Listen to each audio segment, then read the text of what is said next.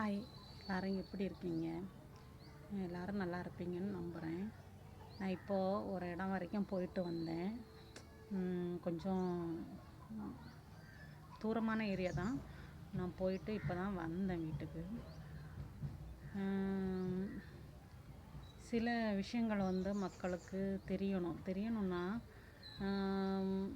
நல்ல வசதியாக இருக்கிறவங்களுக்கும் சரி, பண வாய்ப்பு இருக்கிறவங்களுக்கும் சரி, நல்ல ஆள் பலம் இருக்கிறவங்களுக்கும் சரி, அவங்களுக்கு எல்லாமே என்ன பிரச்சனை வந்தாலும் அது தூசியான விஷயம்.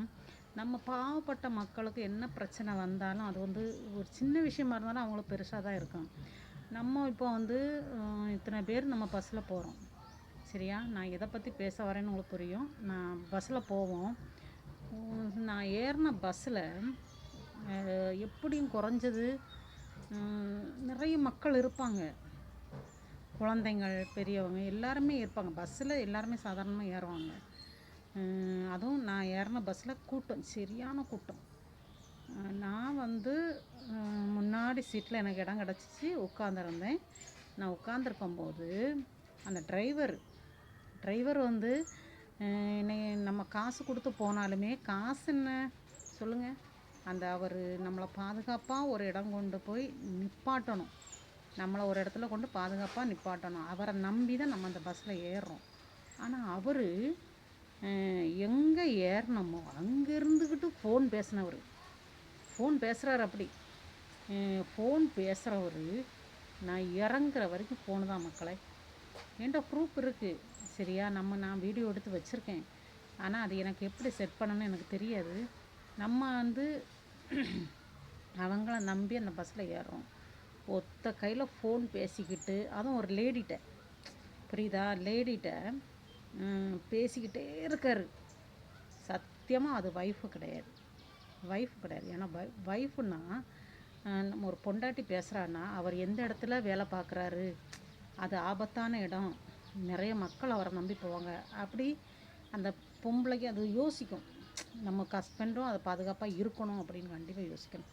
இந்த பொம்பளை அடிச்சுக்கிட்டே இருக்கா, அவர் பேசிக்கிட்டு நக்கல் அடிச்சுக்கிட்டு ஒரு மாதிரி ரொமான்ஸாக பேசிக்கிட்டு அப்படியே போகிறாங்க. ஒத்த கையெல்லாம் வண்டியை ஓட்டுறாரு. பயந்து இறங்குற வரைக்கும் பயம் மக்களை. இது நிறைய இடத்துல இப்படி தான் நடக்குது. நேற்றைக்கு பார்த்திங்கன்னா எங்களை தென்காசி மாவட்டம் தான், ஒரு மினி பஸ் ஒரு பொண்ணை வண்டியில் ஏற்றி இது பண்ணிட்டாங்க, காலேஜ் படிக்கிற பொண்ணை. இப்படி அநியாயம் நடக்குது. ஏன்னா போட்டி பஸ்ஸு போகுதுன்னா மினி பஸ் எல்லாம் என்ன பண்ணுறாங்க அப்படின்னா, நேரமாக ஆட்களை அதிகமாக ஏற்றணும் அப்படின்ட்டு போட்டி போட்டு வீர்னு போகிறாங்க. ஸ்பீடு அந்த வண்டியில் ஏறி நிற்க முடியாத மக்களை நான்லாம் கெதி கலங்கிருவேன். எனக்கு பயமாக இருக்கும்.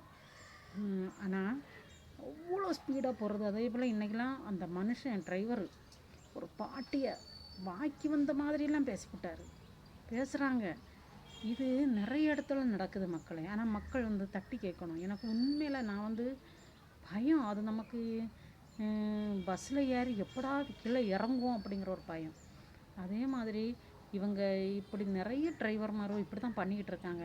இது கவர்மெண்ட் பஸ், என்னமோ அவங்க அப்பா வீட்டு பஸ்ஸு மாதிரி அவங்க கொண்டு வந்த பஸ்ஸில் இது பண்ணுற மாதிரி அவங்கள்ட்ட கேட்டுட்டு தான் உட்காரணும். ஒரு பாட்டி, வயசாளி பாட்டி உட்காந்துட்டு, அப்போ அந்த மனுஷனுக்கு அந்த பொறுமை கிடையாது.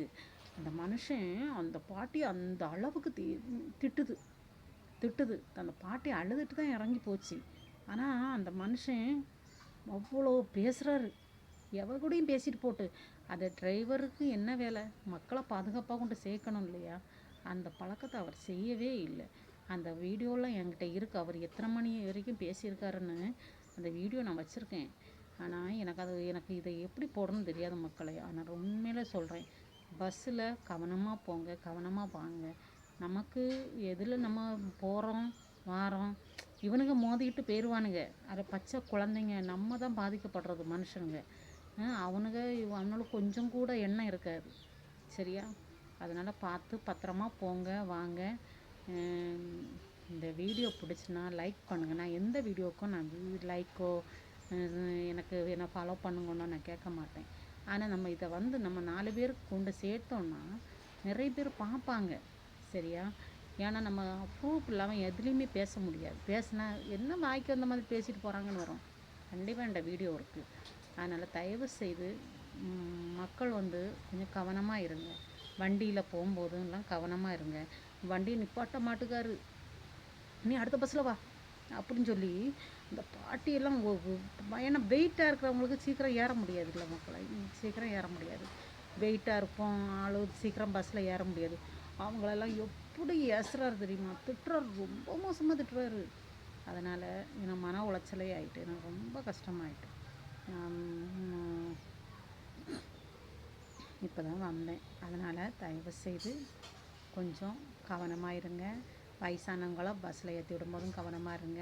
அதே போல் வண்டிகளில் போகும்போது ஹெல்மெட்டு மாட்டுங்க. ஸ்கூட்டியில் போகும்போது இப்போ மழை காலம் வேறு, கொஞ்சம் கவனமாக போங்க. டிரைவர் யாருமே ஃபோன் பேசாதீங்க. மக்கள் உங்களை நம்பி வராங்கன்னா அந்த தயவு செய்து அந்த தப்பை செய்யாதீங்க ப்ளீஸ். இதுதான் என்னோடய வேண்டுகோள். என்னோட மட்டும் இல்லை, நிறைய பெண்களோட இது அது சேர்த்து நான் வேண்டுகோளாக வச்சுக்கிட்டதே, தயவு செய்து இந்த தப்பை செய்யாதீங்க.